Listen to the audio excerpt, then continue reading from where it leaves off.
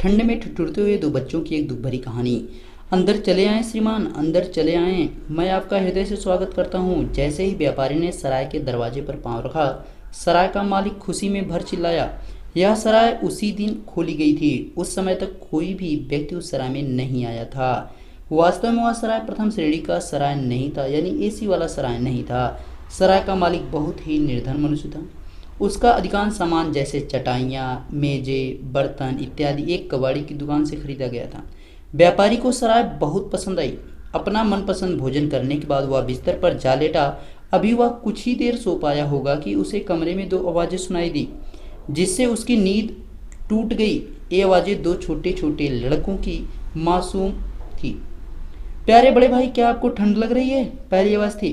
क्या तुम्हें भी ठंड लग रही है? दूसरी आवाज़ थी। व्यापारी ने सोचा कि शायद भूल से सराय के मालिक के बच्चे कमरे में आ गए हैं। ऐसा होने की संभावना भी अधिक थी, क्योंकि जापानी जो सराय होते हैं, कमरों में दरवाजे नहीं होते जिन्हें बंद किया जा सके। क्योंकि केवल कागज के पर्दे होते हैं जिन्हें इधर उधर खिसकाकर आने जाने का रास्ता बनाया जा सकता है। सासा, अचानक व्यापारी ने कहा, बच्चों यह तुम्हारा कमरा नहीं है। कुछ देर कमरे में शांति रही, पर फिर से वही आवाज़ें सुनाई दी। प्यारे बड़े भाई, क्या आपको ठंड लग रही है? और उत्तर में आवाज़ आई, क्या तुम्हें भी ठंड लग रही है? यानी बार बार वही आवाज़ सुनाई दी।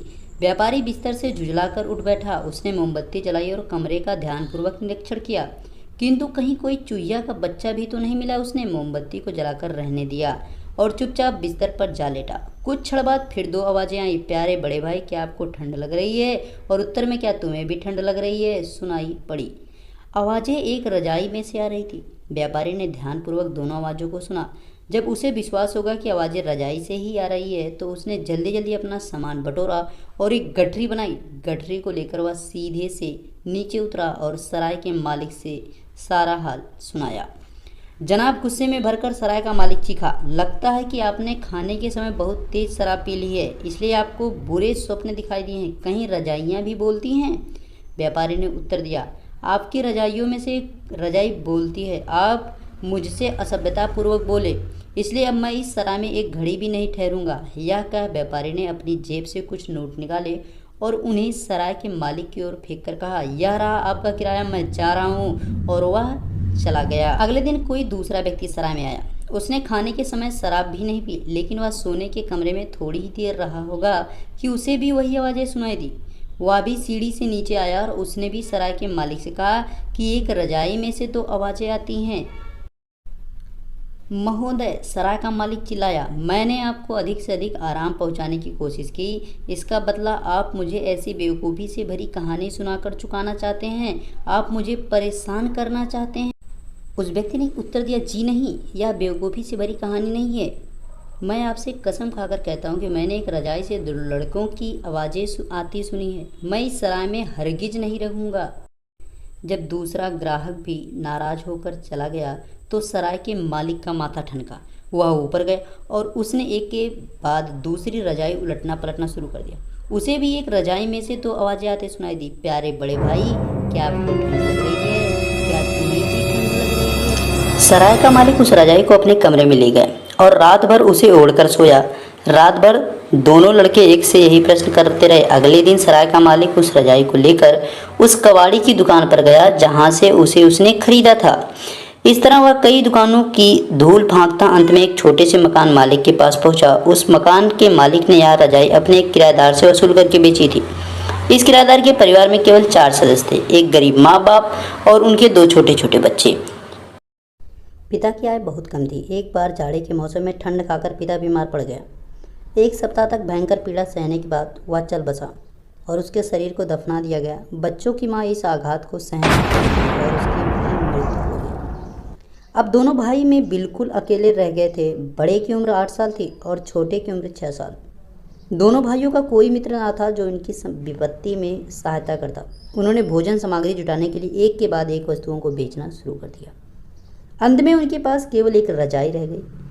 बर्फ बहुत तेज गिरने लगी थी। दोनों भाई एक दूसरे से सटकर रजाई ओढ़कर लेट गए। छोटे भाई ने बड़े भाई से पूछा, प्यारे बड़े भाई, क्या आपको ठंड लग रही है? बड़े ने उत्तर दिया, क्यों, तुम्हें भी ठंड लग रही है? ये आवाज़ें रजाई में भरी रुई में होकर गुजरी और जादू से उसमें गूंजने लगी। तभी मकान मालिक अपने मकान का किराया लेने आ पहुंचा।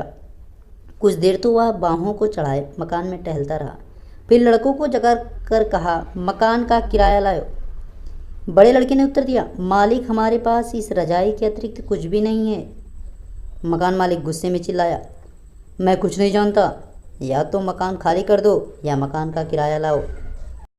मकान मालिक जोर से चिल्लाया, बकवास मत करो और यहाँ से बाहर भाग जाओ। अंत में उन्हें बाहर ही निकलना पड़ा। अभी मैं इस रजाई को किराए के रूप में रख लेता हूँ। दोनों भाई यह सुनकर थरथर कांपने लगे। बड़े लड़के ने कहा, मालिक बाहर तो बर्फ जमी हुई है, हम कहाँ जाएंगे। उन दोनों ने केवल एक पतली कमीज पहनी थी। शेष कपड़े रोटी खरीदने में बिक चुके थे।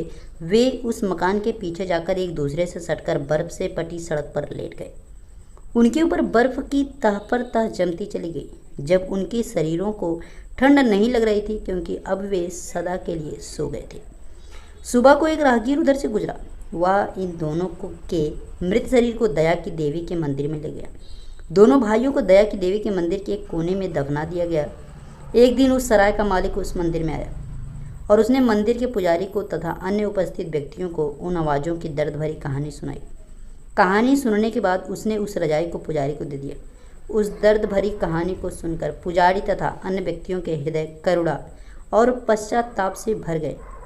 उन सब ने उन दोनों बच्चों की अकाल मृत्यु पर बड़ा दुख प्रकट किया। रजाई में से अब आवाज़ें भी आनी बंद हो गई, क्योंकि उसने अपना संदेश सबको पहुंचा दिया। पुजारी तथा अन्य व्यक्तियों को यह जानकर अत्यधिक ग्लानि हुई, दुख हुआ कि उनके नगर के 2 छोटे छोटे बच्चे भूख और ठंड से मर गए थे। सोच सकते हैं कितनी दुखद बात रही होगी। इसलिए अगर किसी की मदद करनी है तो समय रहते ही करें, अवश्य करें। गरीबों की मदद जरूर करनी चाहिए।